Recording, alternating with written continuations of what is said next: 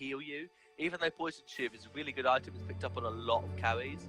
It did get nerfed a little bit in patch 2.6, and so especially if you go a hero like Kestrel or Baron, you really don't want to have to pick up a Poison Shiv because their kit just doesn't synergize well with that at all. They don't get a lot of basic attacks in a team fight. It's more about burst on the basics you do get.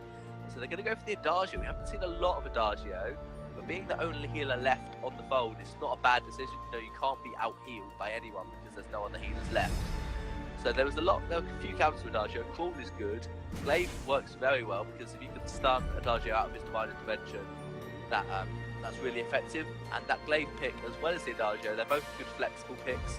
Glaive can be played either weapon power or as a captain. You can play him as a crystal power hero as well. That's not as favourable at the moment.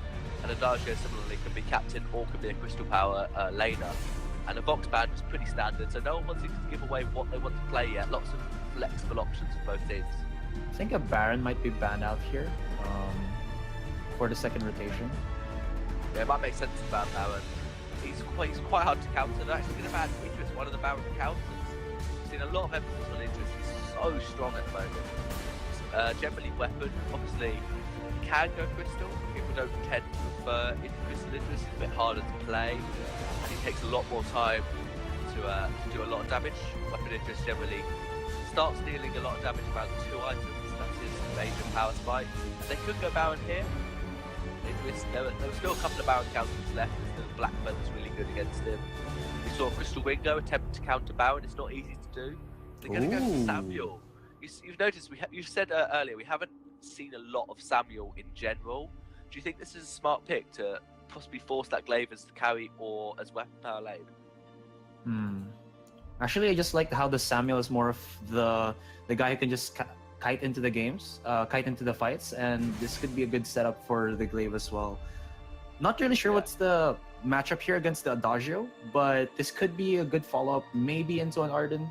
I don't know, because I've seen like a Glaive Arden combo, but I'm just curious if like they'll do that or go for at least something of someone in the back line, maybe a Celeste or a Scarf. That could be also interesting since that'll definitely outrange this Catherine and Adagio, but well, Ciao 7 gonna be going for the last pick. So it looks like they might be going for a double crystal comp, or maybe we're going to see a weapon Adagio. I think we did see it once before. It's definitely off meta, weapon power Adagio. It doesn't synergize with his kit really at all, but he does do a lot of damage in the early game, so you really can emphasize that with a bit of weapon power. Yeah. And so I'd like to see this Glaive go to captain, and then they pick maybe they pick their own, as you said, their own Scarf to try and outrage the Celeste. So both teams could get double CP, but they're actually going to go for the Kestrel instead. Kestrel good as a weapon power hero that can keep on par with Adagio, can actually stay at the same range as him by just using glimmer shots instead of trying to basic attack necessarily to get all the farm. So I think that's a really good draft coming out from Impunity. I think the Glaive's great into Celeste, great into Adagio. Yeah. Kestrel should work well into Adagio as well, and Samuel v Celeste will be close, but it depends on who can land their poke skill shots further away. Because Celeste is going to put a lot more zoning with just leaving the Helios there, but it's generally easier for Samuel to land Malice and Verdicts than it is for Celeste to land Helios. That's true. Also, I think there was one game from the last week matchup, the last week bracket, wherein there was this like late game matchup wherein I think the Kestrel was just using the active camo for an in-your-face type of burst setup, which I think was with a Glaive as well. So this could be what Impunity might be looking forward to as well. You know, like even if they don't have the best of early game to mid game, maybe they'll also at least have a stable late game to work with. If you get the Glaive afterburn into a Kestrel active camo, that's such an effective combination. It's hard to do. You don't generally get that every time because the Glaive afterburn, you have to position it so well to get that trajectory to get them into an active camo trap. But if you can do it well, if you practice doing it with Glaive Kestrel and you know how to do it, then you're gonna delete pretty much anyone. And if they get that onto the Celeste, that's even better because she has no. There's actually not a lot of mobility at all from Ciao 7. The Catherine's got a Merciless Pursuit, but that's about it. There's a lot more mobility. Glaive with the afterburn, Samuel with his Malice and Verdicts, and Kestrel with an active camo can get out of a situation if they get in a bad situation a lot easier. Whereas Adagio and Celeste both just have to use their boots and that's all they can do. Or Adagio just disperses the judgment and tries to get you to run away instead of him having to run away. So I think that could be a really good thing for Impunity. They can disengage a lot better than Ciao 7 can. That's true. There's a lot of kiting. I think I don't know if you could say this, but there's a lot of kiting potential as well for Impunity, and at the same time they have a really nice dive in with the glaive. So I'm just curious how it's gonna pan out. Yeah, they can do it both ways. They can either try and run away, which isn't the best idea against the Celeste because she's good at poking you out from afar. But they could also just dive in with the glaive, and it looks like they're going to go for a 3-man invade. Celeste is taking it back. There you go. There's going to be an afterburner from onto the DRDC. That's going to be the first blood for Impunity. Look at this. They're just starting off really aggressively onto Ciao 7, and Sin Monster has to back away. They're going to be spawning out the Celeste just here, but I think it's just going to be Impunity to steal out the jungle for the meantime. And wow, level 1. Celeste about to pick up her tree and oh no. Die. Pays for their life, man. I don't think that was worth it. You got the mid tree in Celeste, but you did actually die for it. And Celeste managing to get her 2 back camps, because that's, if you start them at level 1, as soon as they spawn, it's unlikely the enemy team are going to be able to get you in time. And Catherine actually did rotate to Impunity's backs, and he's taking a risky move to try and take this second camp. Simmons may actually die to a minion, but no, Simmons is going to just about survive. Home. Impunity not quite realising where she was, and that was good. That's good from Sin Monster, just not trying to fight. They knew they weren't going to win at level 1, especially against someone like a glaive. So Catherine just went, took the backs, and managed to get away as well. Yeah, that was just really nice rotations coming in from Impunity. It already shot them up to, well, at least like 300 gold advantage, 2 kills as well. So, you know, earlier levels, denying the camp or denying the jungle early. This will shut down, I think, whatever C7 wants to actually set up for later on to this game. Yeah, definitely. You want your Celeste to farm up as well as possible. She's quite good at clearing jungle camps. You can see she'll take this Elder Tree without much hassle at all. There's a siege going on in lane. And it's gonna be Impunity. Look at the damage from the Glimmer shots from Deft Q. They might actually go aggressive and dive into this one, but I mean, they do have the Adagio, so tons of heal all day long, keeping them topped off. Maybe just countering out this the Glimmer shot, but here comes the Merciless Pursuit from Sin Monster, and they're gonna go aggressive onto Def Q, forcing him to actually back down under his own turret. But still, no blood will be shed for the meantime. And Sin Monster still in the lane. Thought he was gonna go to the jungle. Actually, it's gonna be Mimia's Bay on the Celeste. Well, at least he's not being invaded. Off-road on Captain, she's gonna fall to the Samuel with power basic attack. That's just so much, yeah, in lane. But Celeste did manage to rotate to Kerchhoff's backs while he was fighting up in lane. So Mimia's Bay obviously doesn't want Catherine to rotate down to the jungle. She wants Catherine to stay in lane so Celeste can get as many levels as possible. Here goes Mimia's Bay. Drops down to Helio. Quarter Void. Good damage onto the Afterburner, and that's going to be Mimia's Bay. Very low. And Deft Q, the damage from the Kestrel. Wow, just Impunity setting up. It was a really weird rotation from the Celeste. Yeah, she boots towards the lane, seeing that Kerchhoff was quite low on the Samuel. The Samuel has so much inbuilt sustain, just when he gets his Drifting Dark down and does a couple of Alistair Verdicts and his Empowered Basic attacks, that you're not going to be able to burst the Samuel down that quickly. And then, of course, you've got a Glaive who could afterburn you out of position. Your Catherine wasn't with you to save you. Catherine was, I think she'd either died or ported home because she was too low. So, Mimia's Bay just had nothing to keep her alive on Celeste. But Celeste is still farming up really well. Is currently 16 CS ahead of Samuel and with a back rotation to clear. Obviously, Kerchhoff's with 3 kills is probably, that's about even in terms of the amount of gold they both got. But that's really big for Celeste. If she can out-farm the enemy jungler in the early game, it's such an important power spike for her, so you're going to get levels in quicker. They've got quite that power spike indeed, and they're going to try to at least go for a little bit of chip damage under their own turret. Get that Quart of Void though. Oh, he has to back away. Merciless Pursuit onto the Kestrel, but timing on the active camo won't make it connect. And here comes Kerchhoff onto the sidelines. Here goes Quart of Void once more, and look at that pickup from the Afterburners, following up on the Sin Monster as well. Double kill for Impunity. Could they actually even hit for a triple as DRDC gets in a little bit too over aggressive, looking in onto Kerchhoff. Gets the needs to heal.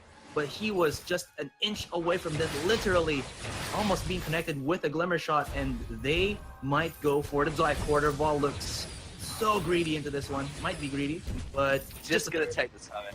Yeah. Smart taking the objectives. Maybe they're gonna try and stop that port, but there's an active camo trap.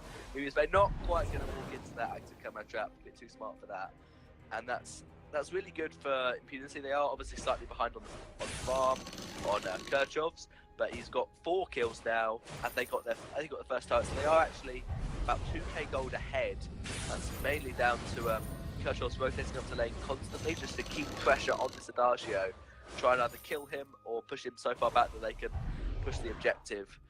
And obviously DRDC trying to make the plays on Adagio, and it is a weapon power Adagio. We see the Solar Blade picked up from DRDC, so that's a big early game power spike. And they're gonna try to get the catch off onto Kirchhoff's here, but well, he does have that Drifting Dark, you know, to just kite away with the Malice and Verdict.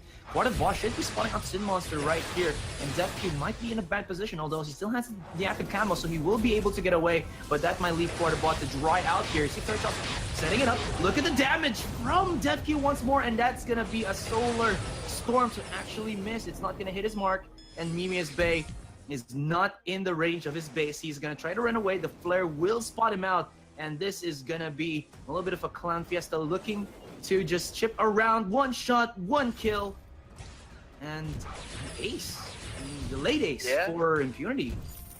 The late, 3 kills going over to Impunity. Celeste managing to stop the ace buff coming through there, allowed Sin Monster to respawn, but DefQ has so much damage on this weapon power Kestrel. It's so much stronger than weapon power Adagio, because obviously Adagio has his basic attacks, which do a lot of damage on weapon power. DefQ can almost DefQ! Well, he's just going to survive on a slither of hell. I was kind of scared because he was like recalling right beside the brush wherein I think Sin Monster was. Sin Monster didn't think he'd be that greedy to port home there, so didn't check it. But greedy ports, I always like to see a greedy port. I do it all the time myself. Just start porting home. They won't catch you. You'll be fine. But yeah, DefQ just has so much more damage than this Adagio with pretty much the same items. I think DefQ had an extra minion's foot on Adagio. That was it. Because he can basic attack, then glimmer shot, and then another basic attack, glimmer shot again. He can burst down Adagio so quickly, even though Adagio has tier 1 defense and Kestrel has nothing. And there's a full tyrants for Kestrel, so that's a big power spike. I don't think, even though Celeste hit level 8, I don't think Ciao 7 wants to fight right now. Yeah, they really don't. And Quarterval once more, he's just been so on point with those afterburners. Drifting Dark from Kirchhoff once again, just for a little bit of that poke potential from the backline. And look at the damage from his A-spot skill, just wrecking havoc into the front line. Quarterval is very low here, but still the chase is on. Kirchhoff and DefQ, look at the damage, oh! And that's gonna just pin you down. Mimius Bay, very bad out of position. The Celeste will get taken down, and DRDC still pretty healthy with the Adagio, but Kirchhoff from the sidelines, from the brush, is actually dealing a good amount of damage. It's going to be a 2-for-1 trade, but DefQ did not expect DRDC to have at least that much damage, and, well, that's going to be the first kill for Ciao 7. Yeah, they did go over to DRDC, doing a good trade onto Kestrel. Kestrel was mainly focusing the Catherine and the Celeste, obviously waiting as soon as Catherine's Storm Guard was down. She couldn't reflect the damage coming from Kestrel, so Kestrel could just burst her down so quickly. Catherine with now picking up some armor, which is smart. I think Sin Monster shouldn't go for that. They should get a full metal jacket on this Kestrel. On Catherine against the Kestrel, and Catherine's going to go in. A fight once more breaks out, Drifting Dark again, and there's going to be a lot of Heliogenesis here onto the brush, which might make Impunity go back a little bit. Look at that Solar Storm connecting onto DefQ, baiting out the heal from Quarterval with his items. And Kirchhoff's, he does have the heal, so he'll be able to at least stay in the front line for a little bit. Activates another Drifting Dark here, and the chase once again is on DefQ from the sidelines, and they're just chipping it down onto Ciao 7. Oh my goodness, DefQ will be trading his life, but that should be an ace. But who's gonna win? Is it the Celeste with the long-range poke, or it's gonna be Kirchhoff's with his mid-range? Samuel drops down. I believe that was the ultimate, which is Oblivion, but it doesn't connect, and that's going to be a 2-for-2. Yeah, Samuel was hoping that Celeste would be greedy on the edge of the bush, waiting for Samuel to be in man. core collapse range. Celeste was smart, she backed off. They were both very low on energy, so it was both thinking, I could do like one engage, but then I'm run out of energy and you can kill me. So they both backed off, no one wanting to give over the ace. So that's not a lead for Impunity, not any more of a lead than they have. Obviously only a 2-for-2 trade. Celeste has picked up a Frostburn and a Heavy Prism, working towards probably an Eve of Harvest, their second item. So that was a lot of damage on Mimi's Bay, mainly against the Kestrel, but it was also against Samuel. There's going to be Alright. Another fight here breaks out into the lane. It's going to be Court of War caught out, but DRDC is a little bit too out of position there, and DefQ capitalizes. And so, really bad positioning, or just mispositioning, will spell disaster for you. And the nice timing on the active camo will keep DefQ from the hands of that, well, Merciless Pursuit, and they get immediately punished. One shot, one kill onto Sid Monster. Uses the active Merciless Pursuit rather for that extra mobility, and he will be able to back away. But Impunity, you thought, or you did say that they got a little bit evened out there, but that last team fight, man. Yeah, they found two members of Ciao 7 in the jungle and saw DRDC in lane trying to do what he could, and that's going to be DefQ with low on energy, can't afford an active camo. So Monster don't think he knows, but hasn't got a Merciless Pursuit yet. Kestrel got that Soul Blade double Tyrant's field, so much damage on those glimmer shots. Kestrel generally not wanting to go a lot of attack speed because you just want pure damage on glimmer shots, and obviously the cooldown of glimmer shots does scale with attack speed, but their damage doesn't at all. And actually Ciao 7 going to try and sneak a gold mine. I think DefQ will be able to see it. Who's going to steal this one away? Quarter was right there. Who can get the last hit? Oh! Bad Kestrel gets it. Slams it down with the Shatter. Or no, last tremor. There you go. And, well, he does get the silence for the meantime. Mortal Wounds onto Samuel. He won't be able to get the regeneration from that one. DefQ sidestepped the Solar Storm. And the bleed onto Cordoba. He will be able to survive. DefQ as well. Oh, just about Cordoba. The Darjo burn was not quite enough. The health regeneration just saving Cordoba there. And My I think, God. Yeah, Ciao 7 not quite playing that as well as they should have. They have a Celeste to try and secure gold mines, and they're up against the Kestrel, who's going to glimmer shot it. The Catherine should have been standing in the way of Kestrel, so the glimmer shot made damage, hits Catherine, it doesn't hit the gold mine, and Celeste should have tried to secure it with Heliogenesis Supernova, but they just waited, they let Kestrel steal it, and that's a nice gold, more gold lead going over to Impunity, and they managed to not die as well, which is very important. Yeah. Gotta give a lot of props there to Quarterval. Even though he was on very low HP, he still, did the frontline role that he needed to at least let DefQ get that steal on the Kestrel.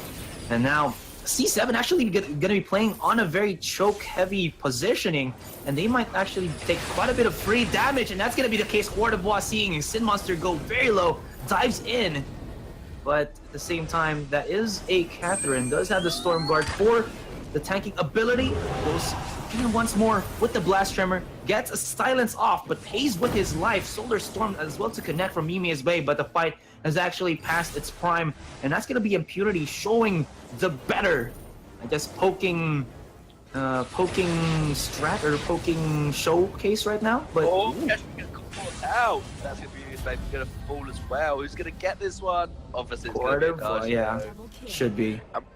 Wow, that's the first ace for Ciao 7. They really turned that fight around. It was all about who can poke better, and Kestrel's alright at that, but as weapon power really isn't anywhere near the same as Celeste and Samuel, so it just left them to poke each other out, and then Kestrel decided to rotate down, try and secure a 1v2 against Darjo and Celeste, but Celeste managed to get the stun off on DefQ. It wasn't blocked, his ace is still up, and so once DefQ was stunned up, he has no defense on the Darjo. Darjo just belted through, and Celeste, even though you've got a full Aegis against Celeste, Celeste can still moat you down quite quickly. Yeah, I mean, in this case, greed is not good. Goldminer is up once more, but I don't think he has much bounty to be contested with here by Impunity, although Kraken should be up in about 20 seconds. They might actually fight for that one while they're going for the poke game right now. Look at Malice and Verdict as well as the Glimmer shots connecting onto Sin Monster. They're looking onto Kirchhoffs, and Kirchhoffs does have the range, does have the ability to be able to run away from that danger zone. As C7 look to back away, they do have the Adagio for the heals here onto Sin Monster. So he should be able to top himself off for the meantime. Kraken has awakened, and Quart d'Ivoire is out of position, but not to worry. He has his afterburners for the mobility. And will Ciao 7 force a fight here on the Kraken area, while Impunity might be looking to push the lane? This is the important team fight. Whoever wins this team fight gets a turret, probably gets a turret, and definitely gets a Kraken. The monster baiting out the one-shot one kill. He knew it was in that camera jump, I think, or maybe he didn't. No, there was no vision actually. So the monster actually wanted to port home, but there was an active camo trap, so he was spotted out by the Kestrel. And there's some vision put down by Sim Monster. And it looks like Impunity, if they spot the port, they could get a Kraken. They don't. They didn't actually see anyone port home, so they're not going to be able to. Oh, okay. I thought the flare was enough to spot them porting, but I guess not. I don't think so. I think Adagio managed to port home just before the flare went out. All right. So whoever wins this team fight gets pretty much turns the game in their favour. Ciao 7 obviously 2k behind.